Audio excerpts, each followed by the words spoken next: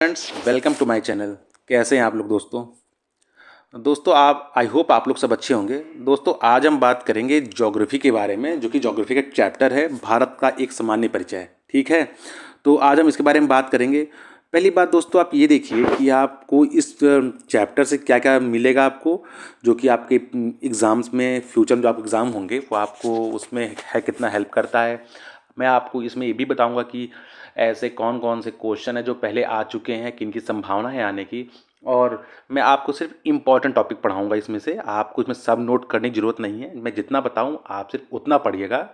आप अपने साथ एक रफ कॉपी या फिर अपना कोई स्पायरल नोट्स ले लीजिए और उसमें मैं जो बताऊंगा आप सिर्फ वो नोट डाउन करते रहिएगा। इससे क्या रहेगा कि आपको ये चैप्टर पूरा पढ़ना नहीं पड़ेगा, और जिससे आपके ज़्यादा नहीं 15-20 पॉइंट बनेंगे जो आप आराम से उसको याद कर लेंगे। ठीक है, तो दोस्तों चलिए हम स्टार्ट करते हैं। दोस्तों पहले हम स्टार्ट करते हैं कहाँ से कि वेट अ मिनट दोस्तों, थोड़ा सा क्या है दोस्तों, ये भारत का एक सामान्य परिचय है। ठीक है दोस्तों, अब हम आते हैं आगे की ओर कि कहाँ स्टार्ट करते हैं। ये है सामान्य परिचय। अब देखते हैं हम कि इसमें क्या क्या दिया हुआ है। कि सामान्य परिचय भारत देश का नाम है, हमारे देश का नाम भारत है, जानते हैं आप लोग सब। इसको बहुत नाम से पुकारते हैं, भारत को अनेक नामों से पुकारा जाता है। प्राचीन काल में भारत के विशाल उपमहाद्वीप को भारतवर्ष कहते हैं। ठीक है, प्राचीन काल में जो एक उपमहाद्वीप है इसको हम क्या बोलते हैं, इसको भारत बोलते हैं। ठीक है, भारत बोलते हैं। तो आप यहाँ से समझ सकते हैं कि इसको प्राचीन काल में भी भारत के नाम से जाना जाता था और भारतवर्ष बोलते थे। संभवतः भारत का नामकरण ये ऋग्वैदिक काल के प्रमुख जन भरत के नाम से पड़ा था। इसका उल्लेख कहाँ है, ऋग्वैदिक काल में एक लोग थे उनका नाम भरत था तो उसके नाम पर पड़ा। कैसे, इसका उल्लेख मिलता है वायु पुराण के एक में। वायु पुराण में एक संदर्भ दिया गया है जिसमें दुष्यंत और शकुंतला के जो पुत्र थे, उनके पुत्र थे, उनका नाम था भरत। ठीक है, जिनके नाम पर इस भूभाग का नाम, मतलब कि जो एरिया था, ठीक है, इसका नाम भारत पड़ गया। ओके, तो इसके बाद क्या है, वास्तव में भारत शब्द जो था वो सब ये इसका पुराणों में ही उल्लेख मिलता है। ठीक है, उसके बाद ऐसा नहीं कि पुराणों में नहीं था, पुराणों में इसका प्रॉपर उल्लेख मिलता है। भारत जम्बू द्वीप का दक्षिणी भाग था, जम्बू द्वीप। ठीक है, आर्यों का निवास स्थान होने के कारण इसका नाम आर्यवत पड़ गया। दोस्तों ऐसा मानते हैं कि जो यूरोपीय साइड है, ठीक है, वहाँ से लोग आए थे। ठीक है, लेकिन ऐसा अभी विवाद है इसमें कि आर्य लोग यहाँ से आए थे, फिर यहाँ रहना स्टार्ट कर दिए, फिर आर्य लोग ने इस भूभाग को ही क्या नाम है, इसको आर्यावर्त बोल दिया। तो अभी डिबेट का विषय है, लेकिन है कि अभी जहाँ तक रिसर्च पहुँची है वहाँ तक तो हम सही मानेंगे। तो इस कारण से इसको आर्यावर्त कहा गया। मध्यकालीन इतिहास में जो फारसी और अरबी देश थे उन्होंने इस भूभाग को हिंद और हिंदुस्तान शब्द से संबोधित किया। कहने का मतलब इसको हिंदू नहीं बोला, इसको हिंद बोला, हिंदुस्तान शब्द से संबोधित किया। ठीक है, आगे चलते हैं। अगला पॉइंट, भारत के पर्याप्त पर्याय के रूप में, मतलब कि भारत के पर्याय के रूप में हम इंडिया शब्द की को भी बोलते हैं। इंडिया शब्द भी हम बोल देते हैं, दोनों एक ही है। ठीक है, और जो इंडिया शब्द है ये यूनानी शब्द का इंडोई से माना जाता है। ठीक है, यूनानी शब्द था, इसका नाम था इंडोई। ठीक है, इसलिए इसको इंडिया शब्द मानते हैं। अब दोस्तों हम आगे चलते हैं, यहाँ तक पढ़ लिए। अब आते हैं इसकी आकार और भौगोलिक अवस्थिति। क्या है दोस्तों, ये है आकार, भौगोलिक अवस्था, साइज का साइज क्या है और जोग्राफिकल लोकेशन क्या है। ठीक है, आइए देखते हैं। इसका जो दोस्तों टोटल क्षेत्र है ये है 32,87,263 वर्ग किलोमीटर। ठीक है, इसको आप नोट कर लीजिए, ये इंपॉर्टेंट है। जो कि विश्व के लगभग भौगोलिक क्षेत्रफल का 2.4% है। आप ये समझिए कि मान लीजिए, ठीक है, जैसे ये आप पूरा ग्लोब ले लीजिए। ठीक है, इसमें 70% पर पानी है। ठीक है, और इसमें जो 30% बचा है उस पर आपका स्थलीय भाग है। स्थलीय भाग में ये सिर्फ 2.4% है जो हमारा भारत कहलाता है। ठीक है, इसका जो क्षेत्रफल है सिर्फ, ठीक है, स्थलीय भाग का 2% है, इसका 2.4% है। ठीक है, तो ये आप समझ गए हैं। अब आगे चलते हैं दोस्तों। आगे क्या है, भारत की जो आकृति है लगभग चतुष्कोणीय है। क्या है दोस्तों, चतुष्कोणीय है। आप समझ रहे हो कि इसको ऐसे ले लीजिए, तो ये चतुष्कोणीय है। आप देख रहे हैं चार में एंगल बन रहे हैं, तो ये चतुष्कोणीय हो गया। ठीक है, इसीलिए ये सब बेसिक नॉलेज इसको आप जाने रहिए। चतुष्कोणीय है, इसका उत्तर दक्षिण तक अधिकतम विस्तार 3214 किलोमीटर है। वहीं पूरब से पश्चिम तक 2933 किलोमीटर। कहने का मतलब है कि यहाँ लद्दाख से लेकर के मैं इसको डिनोट करता हूँ। ये लद्दाख से लेकर के ये कन्याकुमारी तक, और यहाँ गुजरात से लेकर के अरुणाचल प्रदेश तक लेकर के, अब देखिए ये जो उसकी वर्टिकल लंबाई है ये है 3214 किलोमीटर। ठीक है, ये है 3214 किलोमीटर। और जो ये लंबाई है हॉरिजॉन वाली, जो यहाँ गुजरात से लेकर के जाती है अरुणाचल प्रदेश तक, ये है 2933। कितनी है? 2933 किलोमीटर है। और ये क्या है? ये है 32 से 14 किलोमीटर। ठीक है, आपको याद आ गया? इसको आप नोट कर लीजिए, ये भी इंपॉर्टेंट है। ठीक है, अब आगे चलते हैं दोस्तों। मुख्य भूमि अंडमान निकोबार द्वीप समूह, लक्षद्वीप समूह सहित भारत की तटरेखा की लंबाई 7517 किलोमीटर है, 7517 किलोमीटर है। मतलब कि आप ये देखिए, जो लक्षद्वीप है और ये अंडमान निकोबार है, ये लेकर के, और ये जो तटरेखा है, इन दोनों को मिला, इन तीनों को मिला दिया जाए, इनको मिला दिया जाए, इनको मिला दिया जाए, तो टोटल लंबाई 7517 किलोमीटर है। ठीक है, तो आप ये याद रख, आप ये पर्टिकुलर इसकी लंबाई नहीं है, दोनों को मिला करके है। भारतीय स्थलीय सीमा की लंबाई 15,106 किलोमीटर है। मतलब समझ जाइए, जो स्थलीय सीमा है, ठीक है, की लंबाई 15,106 किलोमीटर है। अब आगे बढ़ते हैं। भारत की पूरी तरह से उत्तर पूर्वी गोलार्ध में स्थित है। मतलब कि ये ग्लोब लीजिए, ग्लोब के 4 भागों में बांटिए, तो आपका यहाँ पास भारत स्थित है। ठीक है, यह 8.4 डिग्री 8.4 डिग्री उत्तरी अक्षांश में से 37.6 डिग्री उत्तरी अक्षांश के बीच मौजूद है, तथा 68.7 डिग्री पूर्वी देशांतर से 97.25 डिग्री पूर्वी देशांतर तक विस्तृत है। मतलब कि इसका जो पूरा एरिया है, ठीक है, ये यहाँ से लेकर के लद्दाख से लेकर के कन्याकुमारी तक में ये 8.4 डिग्री उत्तरी अक्षांश में और 37.6 डिग्री उत्तरी अक्षांश के बीच मौजूद है। ठीक है, आगे बढ़ते हैं। कर्क रेखा, तो उसको कर्क रेखा 23.5 डिग्री 23.30 डिग्री उत्तरी अक्षांश देश को लगभग दो बराबर भागों में बांटती है। जैसे कि जो कर्क रेखा है, वो कर्क रेखा हमें यहाँ से विभाजित करती है। वेट, कर्क रेखा ये गुजरती है यहाँ से, गुजरात से, राजस्थान से, मध्य प्रदेश से, छत्तीसगढ़, झारखंड, वेस्ट बंगाल और त्रिपुरा और मिजोरम। ठीक है, ये कितने राज्यों से गुजरती है दोस्तों? ये 8 राज्यों से गुजरती है। गुजरात, ठीक है, राजस्थान, मध्य प्रदेश और ये छत्तीसगढ़, झारखंड, वेस्ट बंगाल, त्रिपुरा, मिजोरम। ठीक है दोस्तों, ये 8 राज्यों से होकर गुजरती है। दोस्तों आगे चलते हैं। आगे यहाँ दोस्तों दिया है कि भारत दोनों अक्षांशीय देशांतीय विस्तार लगभग, वेट दोस्तों, इसका दोनों अक्षांशीय देशांतरीय विस्तार लगभग 30 डिग्री है। ठीक है, ये भी एक पॉइंट है, वैसे पूछता नहीं है। भारत की मुख्य भूमि उत्तर में लद्दाख संघ राज्य क्षेत्र से लेकर के दक्षिण में कन्याकुमारी तक, पूर्व में अरुणाचल प्रदेश से लेकर पश्चिम में गुजरात तक फैली हुई है। मतलब कि आप यही समझिए, ये ऊपर लद्दाख से लेकर के नीचे कन्याकुमारी तक, और ये पूर्व में अरुणाचल प्रदेश से लेकर के गुजरात तक फैला हुआ है, जो कि मैंने अभी आपको बता दिया है। अभी भारत के उत्तर पश्चिम, उत्तर तथा उत्तरी पूर्व सीमा पर नवीनतम मोड़दार पर्वत का विस्तार किया गया है, जैसे हिमालय कहते हैं, जबकि दक्षिण में प्रायद्वीप क्षेत्र का विस्तार पाया जाता है। भारत का प्रायद्वीप भूभाग उत्तर में अधिक चौड़ा है, ठीक है, और दक्षिण की ओर संकर होता गया है। अब बताता हूँ क्या बात है दोस्तों। क्या है ना, पहले क्या था, जब प्लेट टेक्टोनिक्स जो घटना घटी थी, उसके पहले हमारा भारत ऐसा नहीं था। ठीक है, वो प्लेट टेक्टोनिक वजह से जब उसमें काफ़ी चेंजेस आए, वो कई मिलियंस ऑफ ईयर्स टाइम बीता, और उसके बाद हमारी जो भौगोलिक स्थिति थी वो कहीं ना कहीं बदलती गई।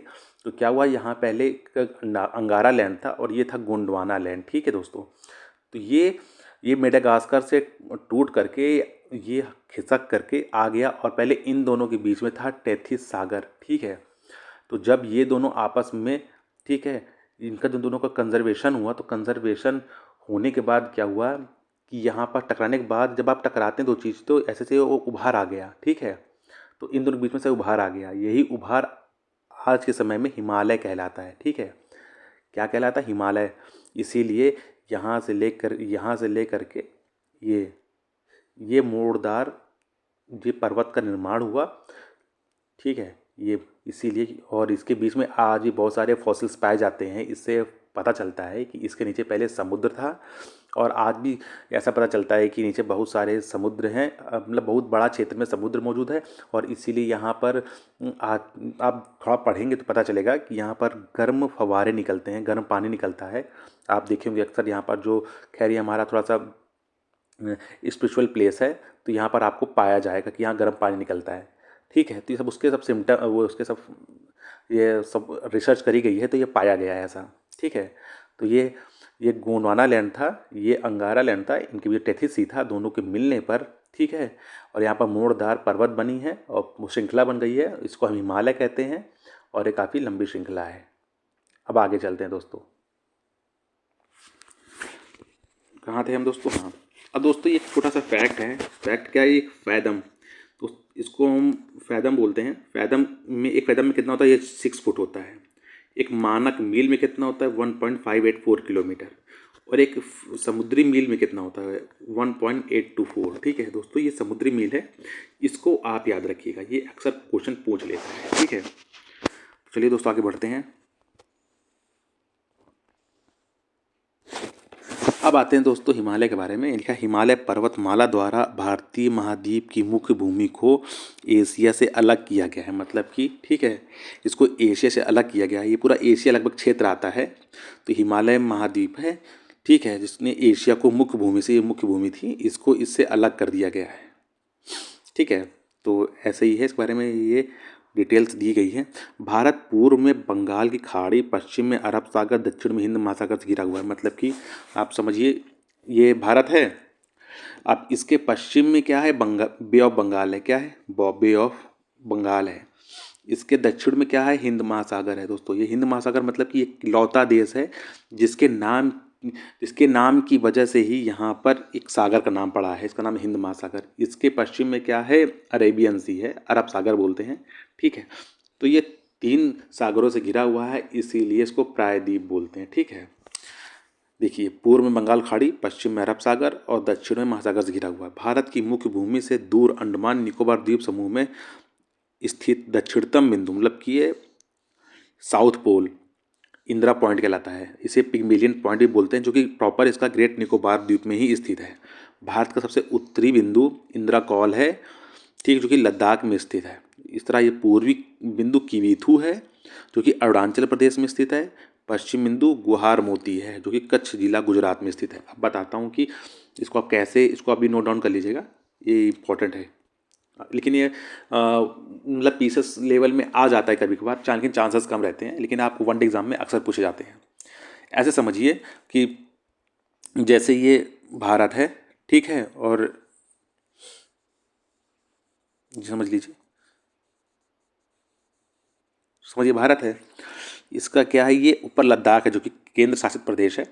इसको जो जो सबसे ऊपर उत्तरी बिंदु है, इसको बोलते हैं, क्या बोलते हैं दोस्तों? इसको बोलते हैं इंदिरा कॉल। और यहाँ अंडमान निकोबार है, ठीक है, तो यहाँ पर जो ग्रेट निकोबार का क्षेत्र है, इसे क्या बोलते हैं? इसे बोलते हैं इंदिरा पॉइंट, ठीक है, इंदिरा पॉइंट बोलते हैं, आईपी बोल दीजिए आप, इंदिरा पॉइंट। इसको पिग्मेलियन पॉइंट भी बोलते हैं, पीपी बोलते हैं, इंदिरा पॉइंट या पिग्मेलियन पॉइंट बोलते हैं। ठीक उसी तरह अरुणाचल प्रदेश के सबसे पूर्वी भाग को, इसको क्या बोलते हैं? किबीथू बोलते हैं, किबीथू, ठीक है, किबीथू बोलते हैं। इसी तरह पश्चिमी क्षेत्र में जो गुजरात का पड़ता है, कच्छ का एरिया, ठीक है, उधर क्या पड़ता है? सबसे सबसे पश्चिमी बिंदु वो पड़ता है गुहार मोती। क्या पड़ता है? गुहार मोती, ठीक है। तो ये आप याद रखिए, ठीक है। तो आगे बढ़ते हैं दोस्तों। अगर दोस्तों आपको वीडियो अच्छी लग रही है तो प्लीज़ लाइक और शेयर कमेंट जरूर करिएगा, थोड़ा सा इससे मोटिवेशन मिलता है, तो मैं आपके लिए और अच्छी अच्छी वीडियो लाऊंगा और आपको ऐसे ही आगे के चैप्टर पढ़ाऊंगा। तो दोस्तों नेक्स्ट आते हैं, और दोस्तों ये दक्षिणतम बिंदु, शायद मैंने आपको बताया नहीं, ये होता है केप कोमोरिन, ठीक है। भारतीय मुख्य, ये खैर भारतीय मुख्य भूमि का है, वो तो सबसे दक्षिणतम बिंदु था, लेकिन अगर ये भारतीय मुख्य भूमि देखा जाए जो कि संलग्न है, तो इसका ये केप कोमोरिन बोलते हैं, ठीक है, केप कोमोरिन ये दिया हुआ है, केप कोमोरिन बोलते हैं। थोड़ा सा मेरे माइंड स्किप हो गया था। अब आते हैं दोस्तों थोड़े फैक्ट पे। ये कुल 28 राज्य हैं, 8 केंद्र शासित प्रदेश हैं, और इसको 6 जोन में बांटा गया है। दोस्तों क्या होता है कि कुछ कार्य करने के लिए हम एक जोन बांट लेते हैं, तो इससे थोड़ा उनको समझने में आसानी होती है। जैसे उत्तरी जोन में हम किन किन राज्यों को लेंगे, जैसे उत्तरी क्षेत्र है, ठीक है।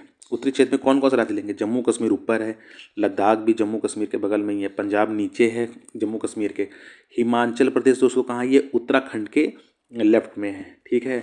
हरियाणा भी दिल्ली के पास में है, चंडीगढ़ भी दिल्ली के पास में है, खैर वहाँ दिल्ली यूटी है, राजस्थान भी हमारा पश्चिमी लगभग उत्तर पश्चिमी क्षेत्र में आता है।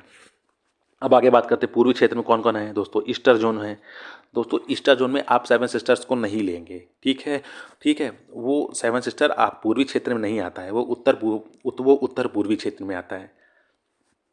अब देखिए पूर्वी क्षेत्र में बिहार आएगा, झारखंड आएगा, उड़ीसा, पश्चिम बंगाल, ये 4 राज्य हैं जो आएंगे पूर्वी क्षेत्र में। दोस्तों यहाँ से क्वेश्चन पूछ लेता है, क्योंकि अक्सर लोग इस पर ध्यान नहीं देते हैं, इसलिए इंपॉर्टेंट है। आप इसको प्लीज़ कुछ आप इसको एक माइंड में आप रखिए, हमेशा मैप बना करके एक इसको आप माइंड में रख लीजिए। इसको आप लिखने बैठेंगे तो काफ़ी टाइम वेस्ट होगा, इसीलिए इसको आप माइंड में रखिए, रिकैप कर लीजिएगा बस। पश्चिमी क्षेत्र में क्या आता है दोस्तों, गुजरात आएगा, महाराष्ट्र आएगा, गोवा आएगा, दादर नगर हवेली आएगा, दमन दीव आएगा, ठीक है। मतलब कि ये जो है तो आपका सिर्फ इतना ही एरिया आ रहा है पश्चिमी क्षेत्र में, ठीक है।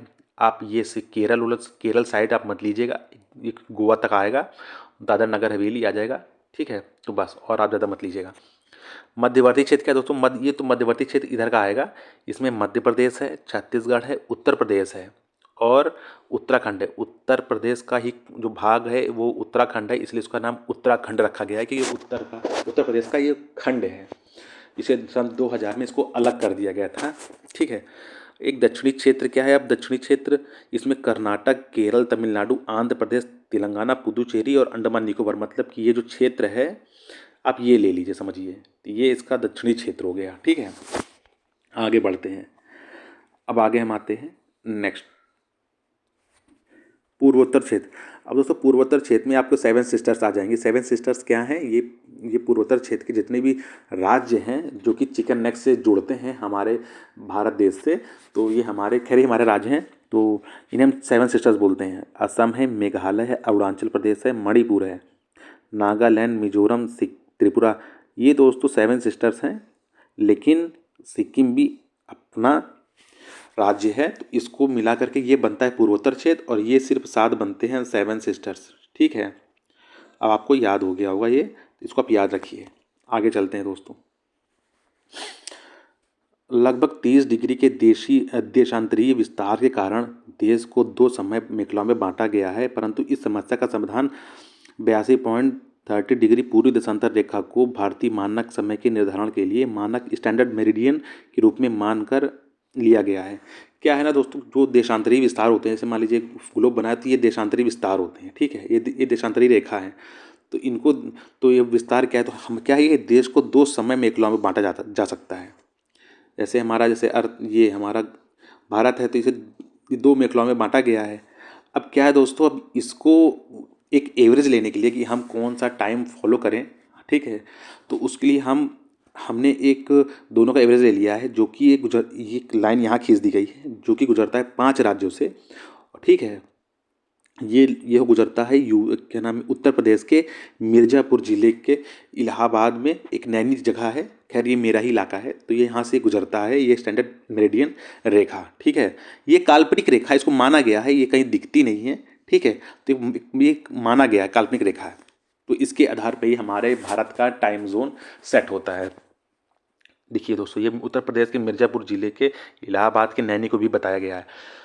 यह मानक समय रेखा भारत के उत्तर, मध्य प्रदेश, छत्तीसगढ़, उड़ीसा, आंध्र प्रदेश राज्यों से गुजरती है। मतलब कि अगर आप इसके ऊपर वर्टिकल लाइन खींचेंगे तो पहले कहाँ है, पहले उत्तर प्रदेश में आएगा, फिर ये मध्य प्रदेश का हिस्सा टच करता है, छत्तीसगढ़ का भी हिस्सा थोड़ा टच करता है, उड़ीसा का तो बहुत ही कम टच करता है, फिर आंध्र प्रदेश का टच करता है। मतलब ये 5 राज्य हैं जिनसे ये गुजरती है रेखा। ये बहुत ही इंपॉर्टेंट है दोस्तों, ये अक्सर पूछ लेता है कि आप इसको क्रोनोलॉजी के फॉर्म में लगाइए, इसको आप उत्तर से दक्षिण लगाइए या फिर दक्षिण से उत्तर लगाइए, ठीक है। ये इसके ये इसके क्वेश्चंस बनते हैं, और ये भी क्वेश्चन आ जाते हैं कि इसमें कौन कौन से राज्य हैं जिससे मानक यामितर रेखा नहीं गुजरती है या गुजरती है। तो इसे क्वेश्चन बनाने के कई सारे तरीके हैं, तो आप इसको जितने एंगल से आप पढ़ेंगे आपको बहुत बेनिफिट करेगा। खैर ये सब आपको तो होनी चाहिए नॉलेज, अगर आप पीसीएस की तैयारी कर रहे हैं, यूपीएससी की तैयारी कर रहे हैं, तो ये आपके लिए कॉमन है। अब दोस्तों नेक्स्ट आते हैं, भारतीय मानक समय रेखा ग्रीनविच समय से 5.5 घंटा, अब 5.5 घंटे आगे है। मतलब कि हमारा जो ग्रीनविच रेखा है, ठीक है, ये पड़ता है, तो हमारा यहाँ हम 5.5 घंटा आगे हैं, ठीक है। इसको मैं आगे पढ़ाऊँगा आपको डिटेल में, अभी आप ये समझ लीजिए बस। देश का सबसे पूर्वी या सबसे पश्चिमी देशांतर रेखाओं के मध्य लगभग 30 डिग्री का अंतर होने के कारण सुदूर पूर्वी और सुदूर पश्चिम भागों के समय में 2 घंटे का अंतर है। मतलब कि ये है, ठीक है, इनके बीच में 30 डिग्री का अंतर है। अब 30 डिग्री के अंतर होने के कारण क्या आता है कि इसमें 2 टाइम जोन आते हैं, ठीक है। इसीलिए अब इसमें 2 घंटे का अंतराल आता है। मतलब कि अगर जैसे मान लीजिए, जो कि यूनिवर्सल ट्रूथ है कि अगर सूरज निकलेगा तो वो पूर्व निकलता है। अब पूर्व निकलने के बाद हमें, और यहाँ पर जो अरुणाचल प्रदेश स्थित है, इनको ये सूर्य पहले दिख जाएगा, ठीक है। और मतलब जो सनराइज़ होता है, और यहाँ जो गुजरात के कच्छ के लोग हैं, इनको 2 घंटे बाद दिखेगा, ठीक है। ये लिखा हुआ है कि भागों में समय में लगभग 2 घंटे का अंतराल है। तो अक्सर ये इनको थोड़ा लेट दिखता है, क्योंकि शो ही नहीं करेगा, ठीक है। इसी वजह से इनको, इसीलिए दिखा हुआ है कि कारण सुदूर पूर्वी पश्चिमी भागों को 2 समय काल में लगभग 2 घंटे का अंतराल है। तो यहाँ पर आपको हमेशा लेट दिखेगा, यहाँ पर पहले दिखेगा, ठीक है। आगे चलते हैं दोस्तों।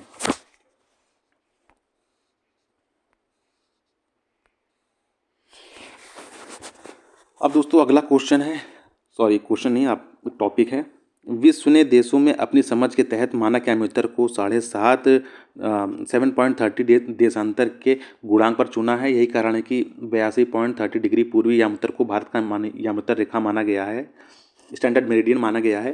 दोस्तों यूएसए में 9 कटिबंधीय टाइम जोन है, ठीक है, मतलब कि 9 टाइम जोन है। वही रशिया में 11 टाइम जोन है। दरअसल क्या होता है दोस्तों ना, कि जो ऐसे ग्लोब हैं, इनमें जो देशांतर रेखाएं होती हैं, ठीक है, ये हम अपने इसको समय के लिए इसको हम मानते हैं। तो क्या है कि जैसे यहाँ रशिया काफ़ी चौड़ा है, ठीक है। तो रशिया में कम से कम ये 11 याम्योत्तर रेखाएं, 11 टाइम जोन बढ़ते हैं, क्योंकि यहाँ पर 11 देशांतर रेखाएं क्रॉस करती हैं इनको, ठीक है। इस तरह यहाँ पर यूएसए है, ठीक है। तो यूएसए भी चौड़ा है, लेकिन जितना चौड़ा रशिया उतना नहीं है, लेकिन फिर भी यहाँ 9 देशांतर रेखाएं क्रॉस करती हैं, ठीक है। तो यहाँ का सबका अलग अलग है, हर देश का अलग होता है। ऐसा नहीं कहीं पर एक गुजरती है, कहीं पर गुजरती ही नहीं है, तो ऐसा होता है। अब दोस्तों आगे आते हैं।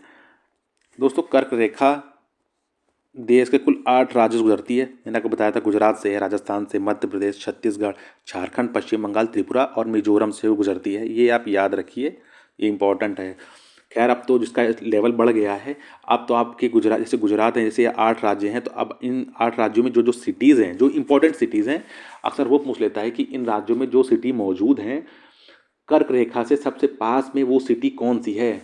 और अक्सर ये पूछ लेता है कि इनको आप क्रोनोलॉजिकल फॉर्म में सेट करिए। तो आपको थोड़ा अपनी नॉलेज को डेप्थ करना चाहिए और डीपली पढ़ाई करिए, तभी आपसे क्वेश्चन हल होगा। सिर्फ ये किताब तक ही आप सीमित मत रहिए, आपको जो पढ़ने को मिले वो पढ़िए, लेकिन इससे रिलेटेड पढ़िए, ठीक है। आते हैं दोस्तों, एक मानक समय रेखा और एक कर्क रेखा आपस में एक दूसरे को छत्तीसगढ़ में काटती है। आप बताता हूँ, ये जो भारत है, तो ये 8 राज्य गुजरती है, ये 5 राज्य गुजरती है, और ये दोनों जो जहाँ काटती है वो जगह का नाम है छत्तीसगढ़ नाम है, ठीक है। क्या नाम है? छत्तीसगढ़। तो दोस्तों अब आगे बढ़ते हैं। भारत एकमात्र ऐसा देश है जिसका नाम किसी महासागर का नामकरण किया गया है। देखिए दोस्तों, हिंद महासागर जो मैंने आपको पढ़ाया था। अगला ये, भारत के पूर्वी और पश्चिमी घाट नीलगिरी में आकर मिलते हैं। दोस्तों ये देखिए, इसको हम पश्चिमी घाट बोलते हैं, इसको पूर्वी घाट बोलते हैं, और ये जहाँ मिलती हैं इसको बोलते हैं नीलगिरी।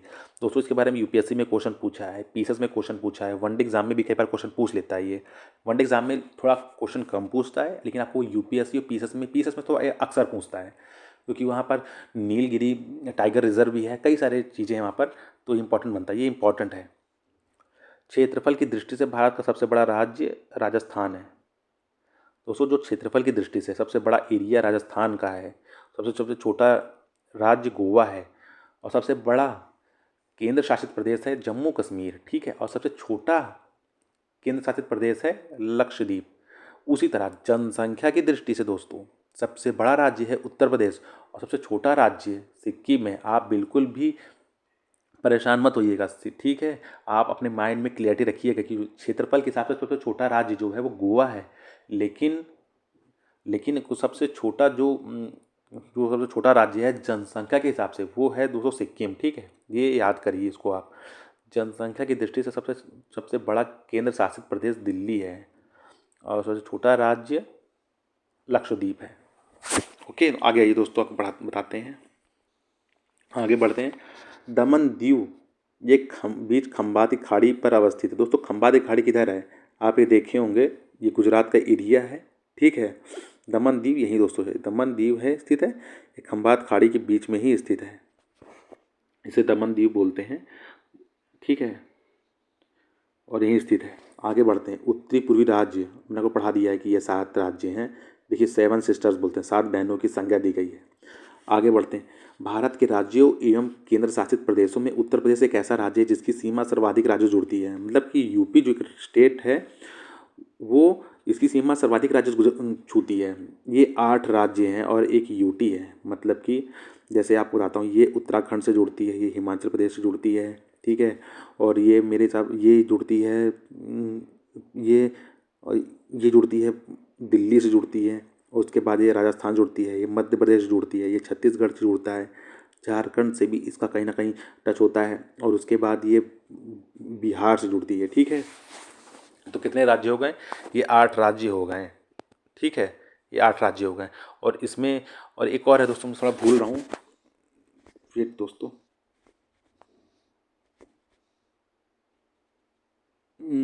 हाँ दोस्तों, हरियाणा, सॉरी, हरियाणा में दिमाग में आ नहीं रहा था।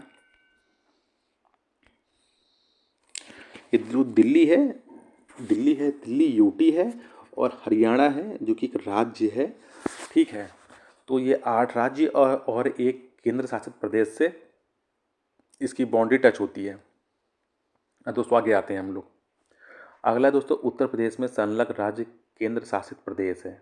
सॉरी, ये उत्तर प्रदेश का सोनभद्र, ये देश का मात्र ऐसा जिला है, सोनभद्र एक जिला है जो कि उत्तर प्रदेश में स्थित है, जो 4 राज्यों से छूता है। वो यूपी का नक्शा कुछ ऐसे है ना, ये जो राज्य इसको सोनभद्र बोलते हैं, ये इधर मध्य प्रदेश से जुड़ेगा, ये छत्तीसगढ़ से जुड़ता है, ये बिहार से जुड़ता है, ये झारखंड जुड़ता है। मतलब कि एक लौता जिला है जो 4 राज्यों से टच होता है। ठीक है, ये दोस्तों यूपी स्पेशल में अक्सर क्वेश्चन पूछ लेता है, तो इसको आप याद रखिएगा जरूर। अब आगे बढ़ते हैं। उत्तर प्रदेश में संलग्न राज्य केंद्र शासित प्रदेश।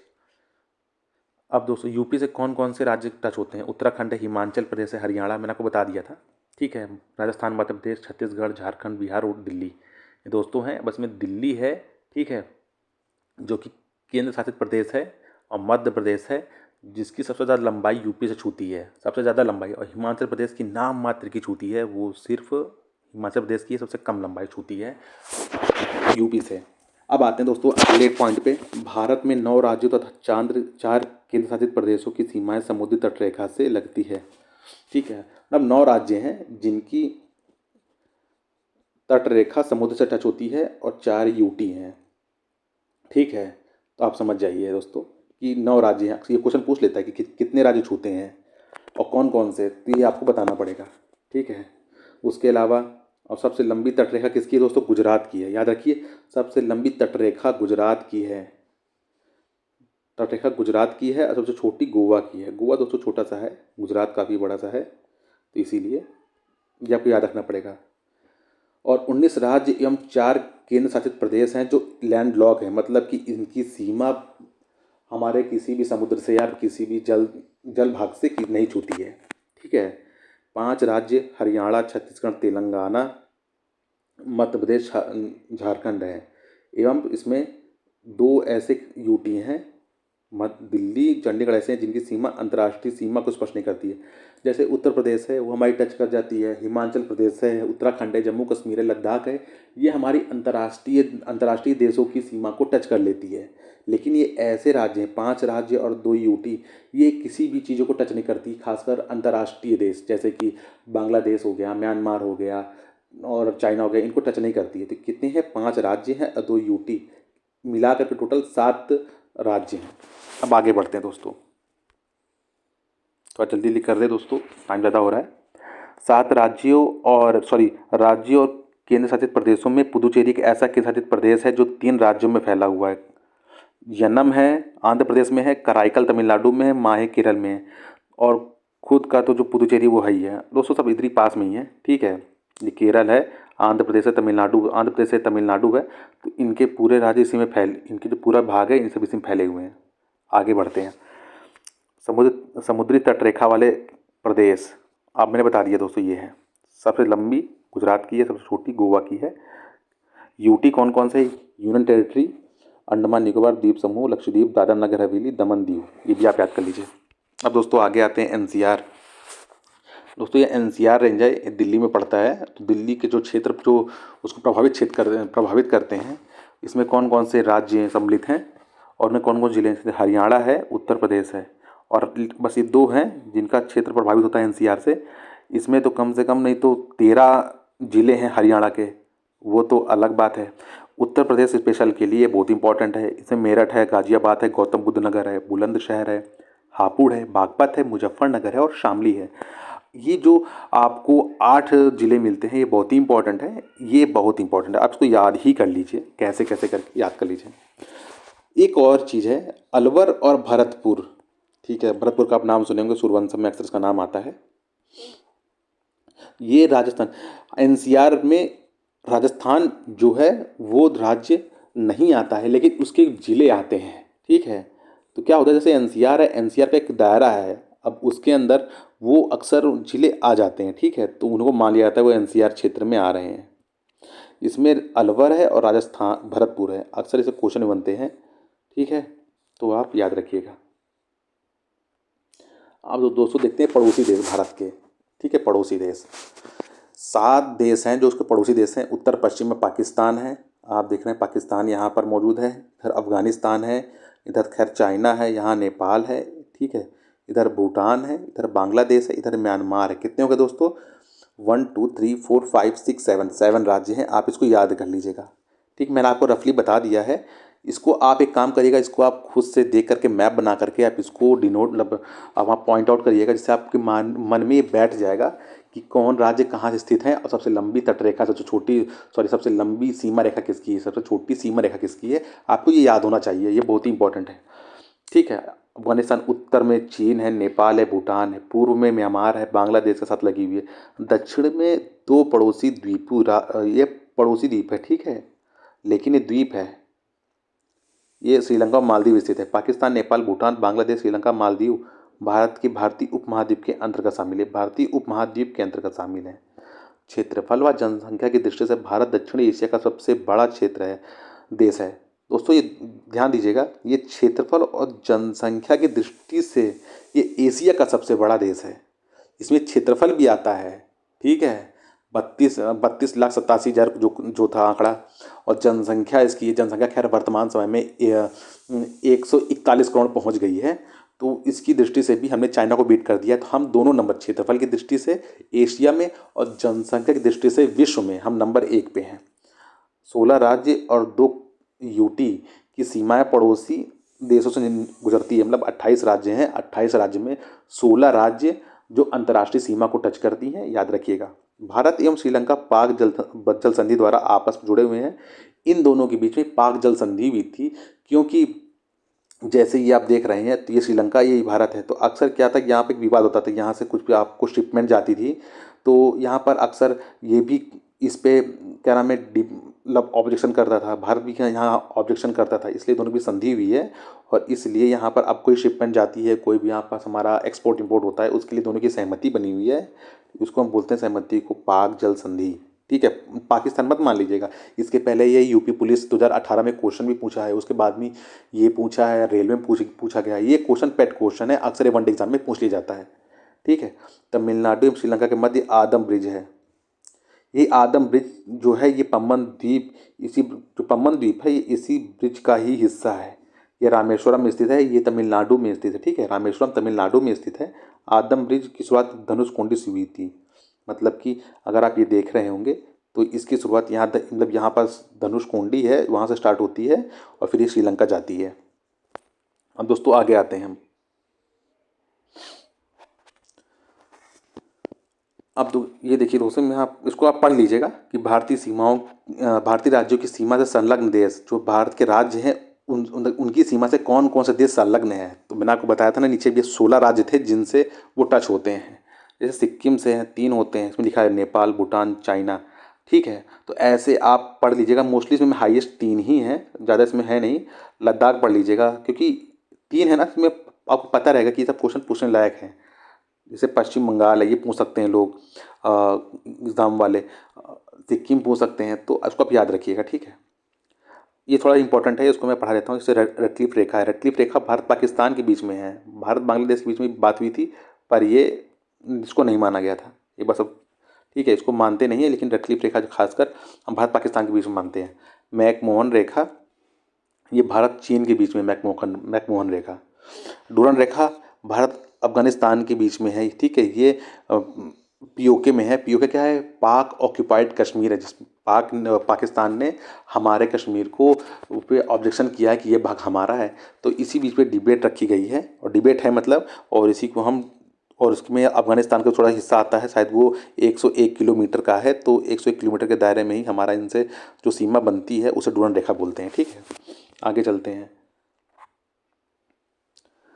अब दोस्तों हम आते हैं, जैसे हमारा ग्लोब होता है, ग्लोब में ये अक्षांश रेखाएं खींची जाती हैं। ठीक है, अक्षांश रेखाएं होती हैं, इनकी डिग्री होती है, 1 डिग्री, 2 डिग्री, 3 डिग्री। ठीक है, तो इसी डिग्री के आधार पे ये डिग्री चैनल बना है। देखिए सर, ये 8 डिग्री चैनल है। तो जो भी लाइन जाती है, तो किन 2 देशों को ये अलग करती है। जैसे 8 डिग्री चैनल है, मालदीव और मिनी कॉय को अलग करती है। 9 degree channel mini coy Lakshadweep को अलग करती है। 6 degree channel great Nicobar Sumatra. Sumatra दोस्तों ये इंडोनेशिया है, राजधानी है जकार्ता, सबसे बड़ा इस्लामिक कंट्री है। ठीक है, सबसे ज़्यादा मुसलमान भी ये रहते हैं इंडोनेशिया में। 10 डिग्री चैनल अंडमान लघु अंडमान निकोबार को अलग करती है। Great channel Indira point. Indira point दोस्तों कहाँ है? इंदिरा पॉइंट हमारा अंडमान निकोबार में है, उसको हम पिग्मेलियन पॉइंट भी बोलते हैं। पिग्मेलियन पॉइंट ग्रेट निकोबार में स्थित है। ठीक है, ये इंदिरा पॉइंट और इंडोनेशियन को अलग करता है ग्रेट निकोबार और ग्रेट चैनल। पाक जल संधि मैंने भी पढ़ाया था, भारत श्रीलंका के बीच में है। जाफना द्वीप, ठीक है, तमिलनाडु जाफना द्वीप। जाफना द्वीप दोस्तों कहाँ है? जाफना द्वीप स्थित है हमारा श्रीलंका में। ठीक है, तो इसीलिए तमिलनाडु में स्थित धनुषकोडी है, वहाँ से आदमपुर शुरू होता है, उसके बाद जाफना द्वीप में जाकर के खत्म हो जाता है। कोको संधि ये अंडमान और कोको द्वीप के बीच में है, जो कि म्यांमार स्थित है। कोको द्वीप एक बार यूपीएससी में भी पूछा गया था।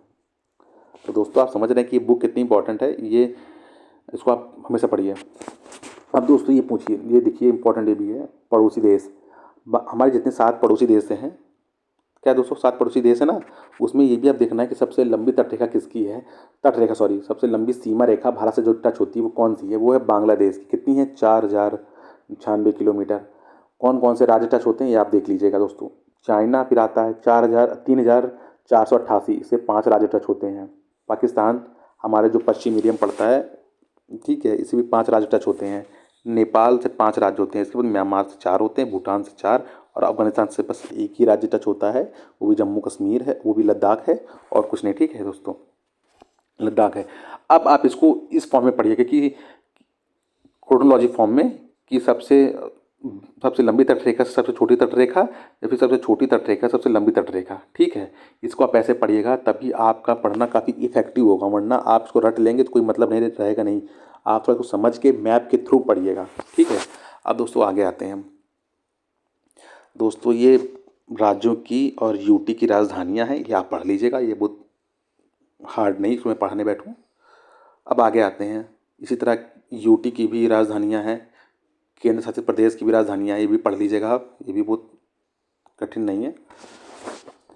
अब ये देखिए दोस्तों कि ऐसे कौन कौन से राज्य थे जो पहले विदेशी शासन के अधीन थे, बाद में हमने उनको स्वतंत्रता के बाद उसको ले लिया। देखिए जो पुर्तगाल के अधीन थे उसमें थे दादर नगर हवेली, दमन दीव और गोवा। दादर नगर हवेली को हमने 1954 में ले लिया था, दमन दीव को 1961 में ले लिया था, गोवा को 1961 में ले लिया था। दोनों को हमने एक साथ लिया था। ठीक है, कुछ दिन का अंदर था। फ्रांस के जो अधीन थे, फ्रांस के अधीन थे चंद्रनगर, पांडिचेरी, कराईकल, माही यनम, ये सब पुदुचेरी के भाग हैं। ठीक है, इसी भाग हैं। ठीक है, तो इनको चंद्रनगर को 1946 में ले लिया था, पांडिचेरी को 1954 में ले लिया था, कराईकल और इन सबको मैंने 1954 में ले लिया गया था, क्योंकि इसके पार्ट हैं तो सब साथ में ही आ गए थे। अब हम आगे बढ़ते हैं, कुछ फैक्ट और पढ़ लीजिए। प्रादेशिक जल सीमा 12 समुद्री मील नॉटिकल मील बोलते हैं इसको, ठीक है। संलग्न क्षेत्र इसे उसको इफेक्टिव क्षेत्र बोलते हैं, 24 नॉटिकल मील है। अनन्य क्षेत्र 200 नॉटिकल मील तक है, ठीक है। ये आप इसे खींचेंगे तो ये एरिया होता है, आप देखेंगे कभी हल्का हल्का, ठीक है। तो ये 12 नॉटिकल मील है, ये 24 नॉटिकल मील है और ये 200 नॉटिकल मील है। इन सबके प्रभावित अलग अलग क्षेत्र होते हैं, ठीक है। भारत और औसतन समुद्र तल का मापन जो होता है चेन्नई, मतलब कि हम देखते हैं कि हमारे जैसे मान लीजिए हमें को कुछ भी नापना है कि मान लीजिए हिमालय की ऊंचाई कितनी है, तो समुद्र तल से ऊंचाई करेंगे तो हम चेन्नई से करेंगे, ठीक है, ठीक है। लेकिन अगर सतह से करेंगे तो सतह से अलग कर देंगे। तो ये जो हमारा औसतन समुद्र तल का मापन है ये चेन्नई से है, ठीक है। इसको आप देख लीजिए। जनसंख्या के आधार पर विश्व में हमारा दूसरा स्थान है, थोड़ा ओल्ड डाटा है, वैसे हम फर्स्ट पे आ गए हैं। USA, फिर इंडोनेशिया, ब्राज़ील, चाइना, भारत, ऐसे। क्षेत्रफल के आधार पर हम 7वां स्थान है।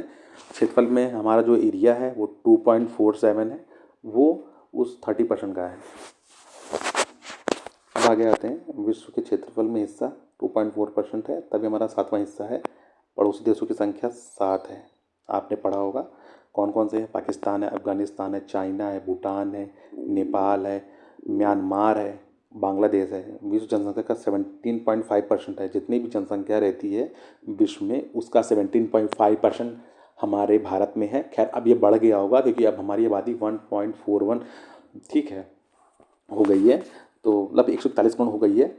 पूरी पश्चिमी छोर के बीच समय अंतराल 2 घंटे का है। तो दोस्तों आपने ये पढ़ लिया है, ठीक है। अब यहाँ से मेरा ख़त्म हो गया है। अब आपकी जिम्मेदारी इसको आप रिकैप करिए, पढ़िए। अब आपको कुछ चीज़ें बताता हूँ, जैसे मैं कुछ क्वेश्चंस हैं, आप इसको देखिए, लगाइए, ठीक है। मैं आपको दिखा दे रहा हूँ। जैसे भारतीय प्रदेशों में होकर रेखा गुजरती है, कितने राज्यों से गुजरती है बताइए दोस्तों। ये गुजरती है 8 राज्यों से। मतलब ऐसे क्वेश्चन दिए हुए हैं कि क्वेश्चन पूछा गया है, उत्तराखंड पीसीएस में पूछा गया है, पीसीएस मेंस में पूछा गया है सब क्वेश्चन। भारत देश का 5वां है, नहीं दोस्तों 7वां है, आप मैंने दिखाया तभी आपको। स्थलीय मंडल में कुल क्षेत्रफल का लगभग 2.4 हिस्सा है, सही है दोस्तों। समूचा भाग उष्णकटिबंधीय क्षेत्र में स्थित है, वो मैं बात बता दूंगा आपको दोस्तों, लेकिन ये सही है, ठीक है। वैश्विक पूर्वी देशांतर का उपयोग भारतीय मानक समय को निर्धारित करने के लिए किया गया है, ये भी सही है, ये भी सही है, ये भी सही है, गलत है, ठीक है, सॉरी कोई गलत है इसमें। समूचा भारत नहीं, समूचा भारत नहीं है दोस्तों इसमें। इसमें से भारत है, इसका ये क्षेत्र सिर्फ उष्णकटिबंधीय है, ये उपोष्णकटिबंधीय है दोस्तों, ये गलत है।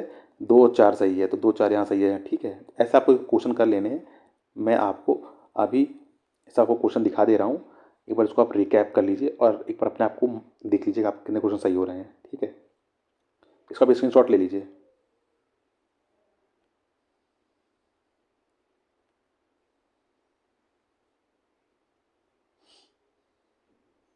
ये दोस्तों ये आंसर है, आप मैच कर लीजिएगा, ठीक है। तो थैंक यू दोस्तों, चलते हैं फिर, आते हैं नेक्स्ट वीडियो में। आपको फिर अगला चैप्टर पढ़ाएंगे जो कि आपके लिए बहुत इंपॉर्टेंट रहेगा। तो आप इसको देखिए, लाइक करिए, कमेंट करिए, शेयर करिए। आपको जैसा लगता है रिव्यू आप हमको दीजिए, इसके हिसाब से मैं आपको आगे भी पढ़ाऊँगा। ओके दोस्तों, बाय।